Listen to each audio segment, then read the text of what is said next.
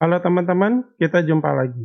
Di video kali ini saya ingin menjawab salah satu pertanyaan di kolom komentar yang pada intinya mempertanyakan, kok di forex bisa trading dua arah?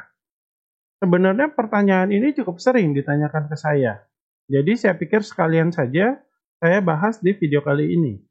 Oke? Di video kali ini saya akan coba menjawab kenapa di trading yang menggunakan leverage, kita bisa trading dua arah, alias bisa nge-sell padahal belum punya barangnya.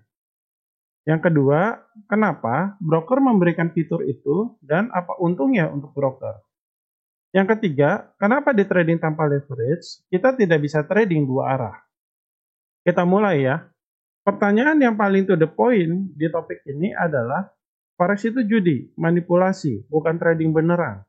Soalnya, masa kita bisa nge-sell atau ngejual barang yang kita belum punya, ya kan? Pertanyaan ini memang sangat masuk akal. Di dalam kehidupan sehari-hari, kita bisa ngejual sesuatu kalau sudah punya barangnya. Misalnya, saya mau jualan baju, ya sebelumnya saya harus beli baju dulu sebagai barang dagangan. Habis itu, baru saya bisa jual baju itu. Saya mau jual saham, ya sebelumnya saya harus beli saham dulu. Habis itu baru saya bisa jual sahamnya. Saya mau jual dolar, ya sebelumnya saya harus beli dolar dulu. Habis itu baru saya bisa jual dolarnya, ya kan? Kalau saya nggak punya dolar, tapi tiba-tiba saya bisa jualan dolar, lah itu dolar datangnya dari mana? Kan gitu ya. Sebenarnya jawabannya mudah, dipinjemin. Tapi sebelum saya bahas terlalu jauh, saya akan coba terangkan dulu dengan menggunakan perumpamaan. Misalkan nih, saya lagi butuh gula, tapi di rumah lagi nggak ada gula. Mau beli harganya 14.000 per kilo. Dan saya juga lagi nggak punya duit.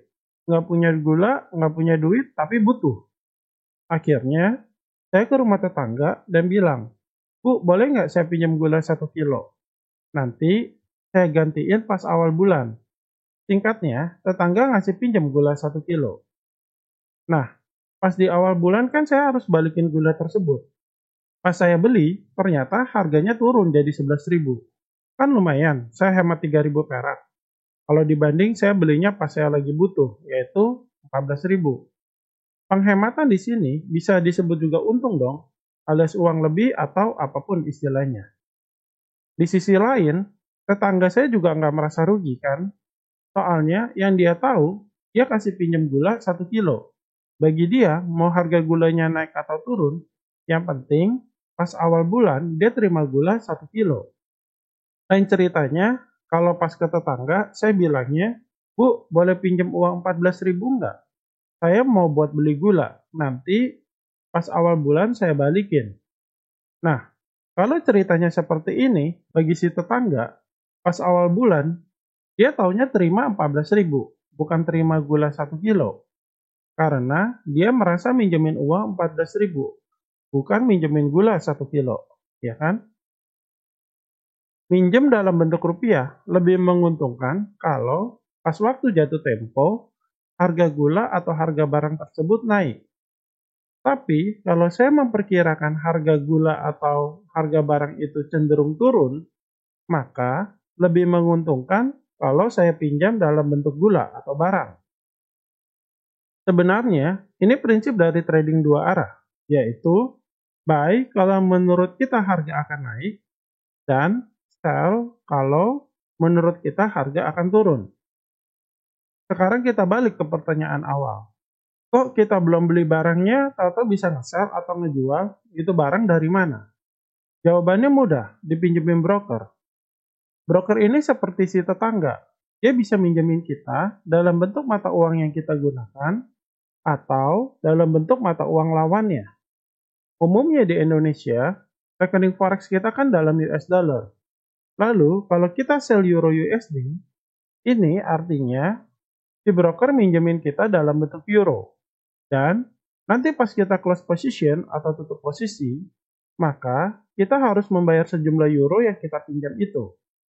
Mungkin ada yang bertanya, kok broker mau melakukan transaksi aneh seperti itu? Ribet-ribet banget. Tapi kalau kita lihat dari sisi broker, bagi mereka nggak ada bedanya. Karena walaupun kita ambil posisi buy, broker juga minjemin kita. Ingat, di dunia trading leverage, kita kan cuma bayar DP-nya dulu. Sisanya siapa yang nutupin? Broker. Jadi, bagi broker, mau kita nge-buy atau nge-sell, itu sama aja, sama-sama minjem. Bedanya, yang satu minjem dalam bentuk euro, yang satu minjem dalam bentuk US dollar. Terus, apa sih untungnya bagi broker sampai dia memberikan fitur trading dua arah? Singkatnya, untuk meningkatkan jumlah transaksi. Misalkan, kita hanya bisa trading satu arah, alias buy doang. Dan ketika kita baru daftar, harga lagi cenderung pada turun. Karena kita tahu membeli barang yang harganya turun beresiko tinggi, maka umumnya kita akan menahan transaksi, walaupun sudah daftar masuk. Jika kita tidak melakukan transaksi, maka broker tidak mendapatkan spread atau komisi, ya kan? Tapi kalau kita bisa trading dua arah, maka di saat harga lagi pada turun, kita tetap bisa melakukan transaksi, karena kita bisa ambil posisi sell, sehingga tidak melawan tren harga. Semakin banyak transaksi, berarti semakin banyak keuntungan broker. Ini hal yang wajar.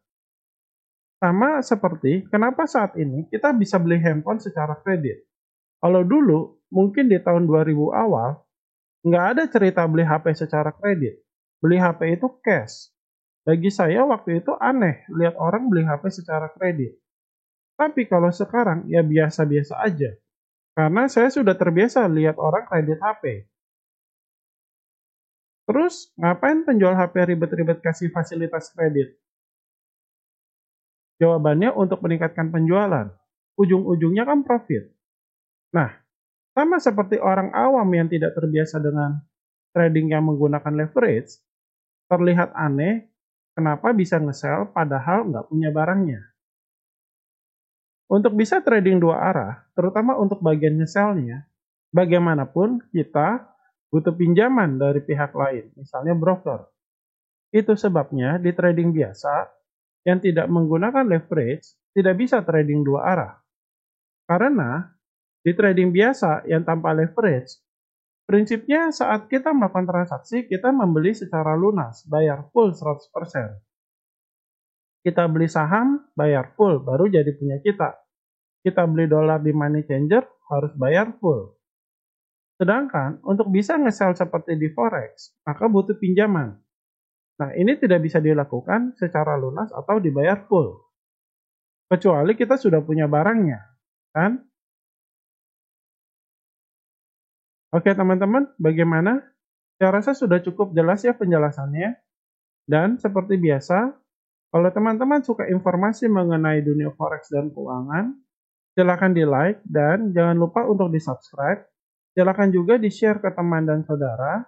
Dan bila ada pertanyaan, silakan tuliskan di kolom komentar. Oke, saya rasa cukup sampai di sini dulu. Sampai jumpa lagi di video-video selanjutnya. Terima kasih.